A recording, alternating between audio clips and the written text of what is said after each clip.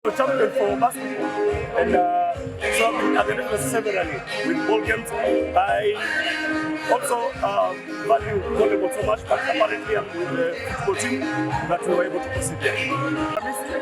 Masusa wa Dr. Game haikuwa rahisi na Nairobi kwa jamhuri kidogo, inahitaji strategy na kumakinika zaidi kwa sababu Nairobi timu nzuri zaidi na imeweza kudominate football na kabisa kwa national level. So tuna focus na game ya kesho na St. Joseph ambapo itakuwa game ya mwisho ya preliminaries. Level ya madhumuni ilikuwa ni kumaliza hii preliminaries unbeaten.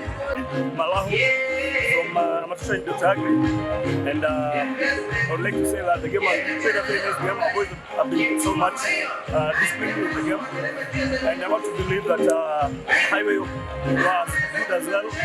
So they played a good game. The session was okay, everything was okay.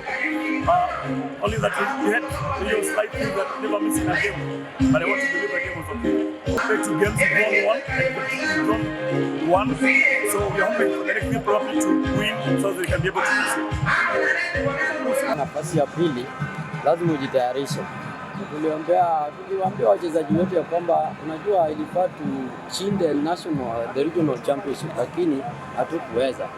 Sasa vile tumepata nafasi ya pili, tukienda kila game tunacheza ni final.